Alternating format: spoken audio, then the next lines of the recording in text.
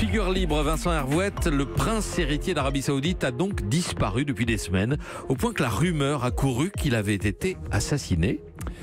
MBS, Mohamed Ben Salman, est depuis un an une vedette internationale, un funambule qui s'est hissé sur la dernière marche du trône où somnole son vieux père. Il est le prince charmant qui promet un volant aux Saoudiennes, des cinémas à leur mari, une ville à bâtir aux investisseurs du monde entier. Il prépare la paix avec Israël et la guerre avec l'Iran. Surtout, il fait la révolution en famille. Dans la Bible, il y a Abel et Caïn, mais on n'y trouvera pas un cousin aussi haï que ce Mohamed Ben Salman. Et pour cause, il a racketté les milliardaires du royaume, enfermé dans un palace et soumis à la question, c'est-à-dire interrogé par des comptables et pendu par les pieds par des mercenaires américains. MBS règne par procuration et depuis peu, mais il est aussi détesté par les princes, le clergé wahhabite et les tribus que tous les rois de France par les féodaux en 1000 ans.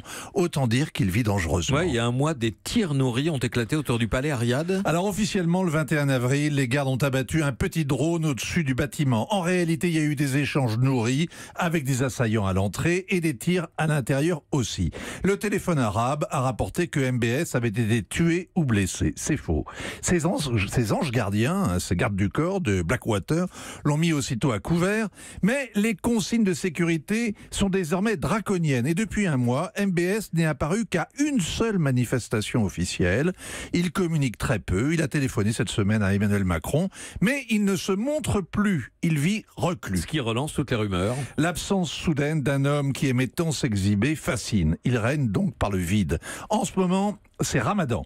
Les Saoudiens sont à la maison. Ils se racontent des histoires. Ils regardent aussi la télé en bénissant le prince. Grâce à lui, les matchs de foot sont comme le pétrole, un don de Dieu. Les Saoudiens regardent la télé gratis. Un bouquet crypté saoudien pirate en effet Beansport. Alors il s'appelle BeOutQ.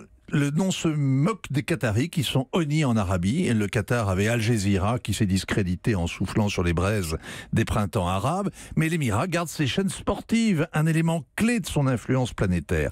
Elle diffuse des championnats prestigieux. Alors plutôt que de censurer ses programmes, ce qui serait impopulaire dans un pays plein de tifosi désœuvrés, les Saoudiens ont donc préféré copier le signal et diffuser un bouquet fantôme via Arabsat.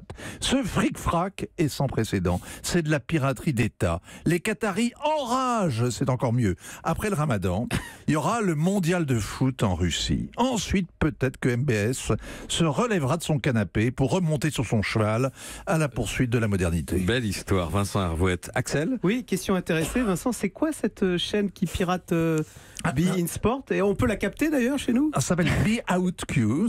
Off Qatar. Out of Qatar. Out of Qatar.